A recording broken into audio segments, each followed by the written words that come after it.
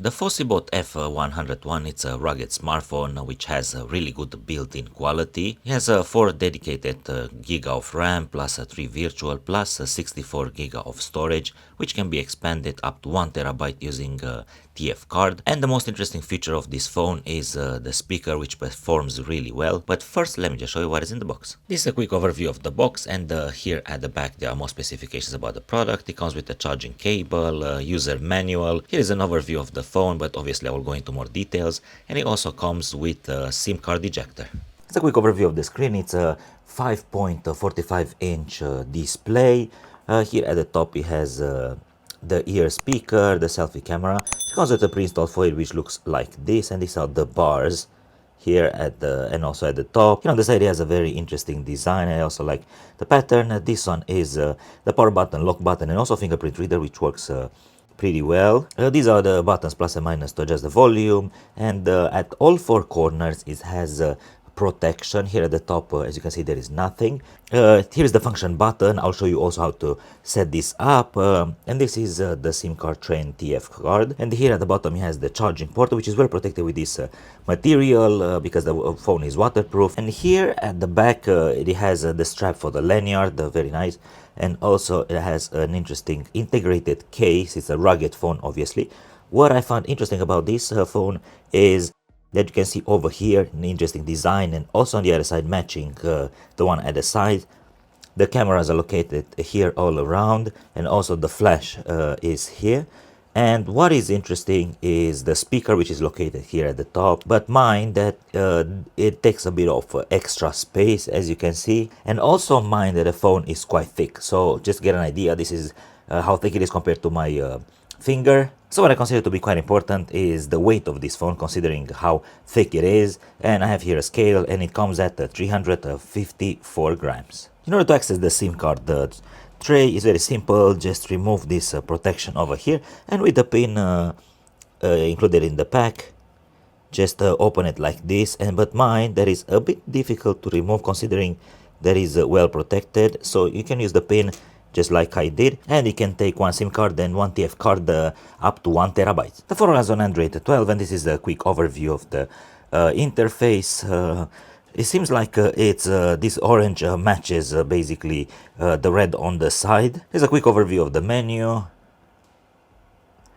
Nothing special, and in terms of apps that it comes with, I don't have too many to mention because it's quite basic besides the tool bag, but obviously I will go into more details about this at the end of the video. Here's a quick overview of the settings menu, and as you can see, the icons over here are quite basic. Now in terms of battery, it comes with 10,600 milliamps, which is quite large capacity. And it has battery saver, which I personally don't prefer to keep it on considering the size of the battery. Also shows the battery percentage right over here. But besides that, it is quite basic. In terms of storage, it comes with a standard 64 giga, but mind that the system takes some space. But an additional of 1 terabyte can be added using TF card. In terms of display, this is how the dark mode looks like.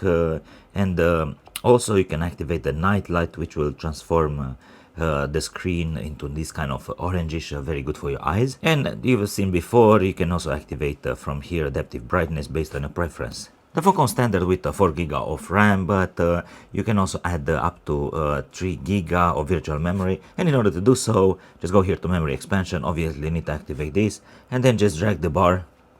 Personally, I like to keep it on the max, but as you can see, it's written over here, any changes to the settings needs the restart to take effect. I'd like to show you how fast this phone moves, and for this demonstration I'll open Google Maps, which require quite a lot of memory. And I cannot say that it loaded very fast considering the specs of this phone, but let's just zoom in to see how fast it responds.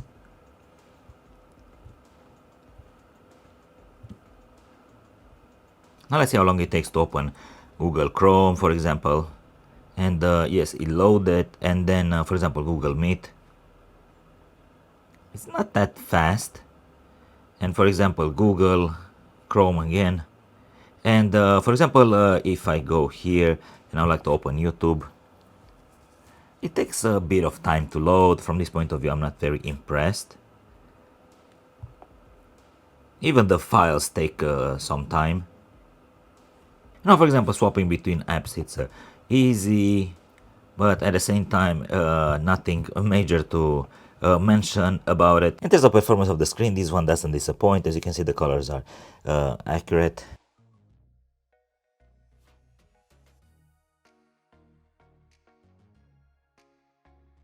Without any doubt, one of the most interesting aspects of this phone is the speaker located here at the back, which delivers at 123 decibels, which is quite loud. And now I have here a song, and I would like to increase the volume for you to hear what is the quality.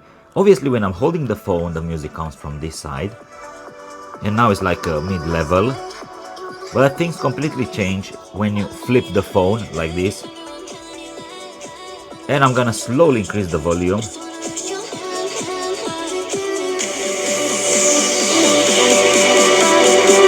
And this is at the max.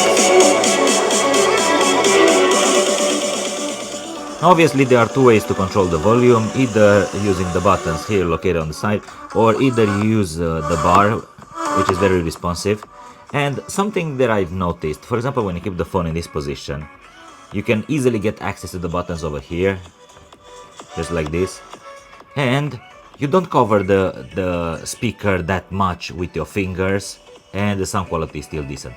Because the speaker is an important aspect of this phone, I'll move the microphone a bit closer for you to hear better what is the quality.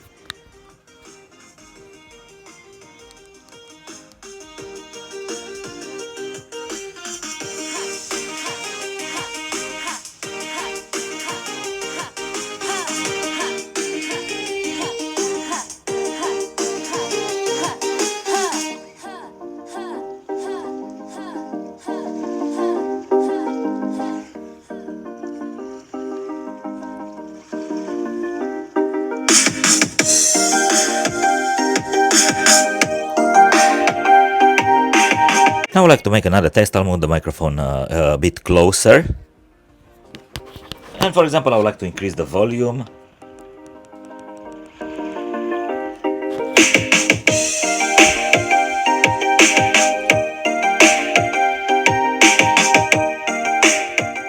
And this is the sound when the speaker is positioned like on top of the table. And now the sound is gonna be different.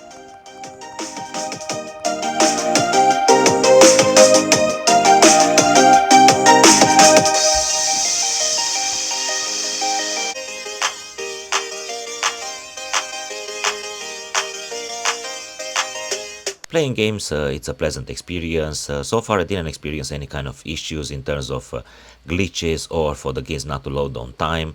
And for this reason, I consider this phone suitable for gaming. Now, for example, in terms of speed, I wouldn't say that this phone moves pretty quick. As you can see, also the display, it delays a bit. And for example, if I would like to scroll like this, the refresh rate is not that great. And also, for example, if I go here on YouTube, see, it takes a bit of time to load. And also, I've noticed something very interesting. The router that I'm using the internet for is located here in the room where I'm filming this video. And even though the signal of the internet shows full, it doesn't load pretty well. Something really cool that I wanted to show you, this speaker that comes out a bit really helps to hold the phone better considering its weight.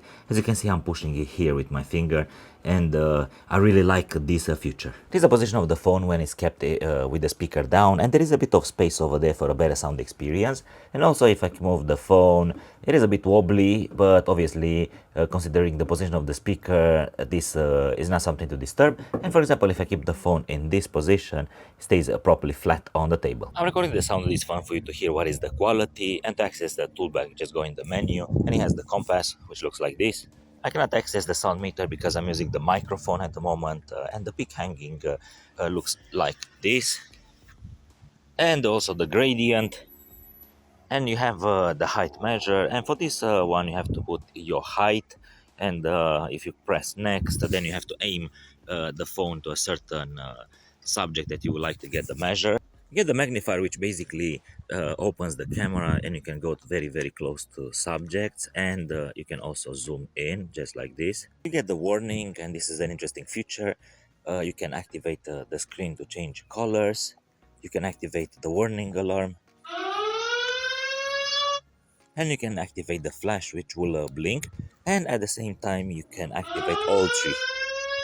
Yes, the plumb bob, which is very practical for people in construction. You get a plumb bob, which is very practical for people in construction. You get a protractor, same thing. And you get a flashlight, which you can activate, and if you tap on the SOS button, the light will flash. Here's a quick overview of the camera performance. This is on picture mode. As you can see, it is wide enough, and it also has the ability of zooming in up to 4x, and as you can see, the quality is still decent. And to show you how wide it is on landscape mode, and here are some examples. And the selfie mode on picture mode, it is responsive enough, it adapts pretty well from eyes to lows. And here are some examples. And if I go to video mode, it records 1080p, and you can also select 720 for 80 or SIF based on a preference. I prefer to keep it on the max.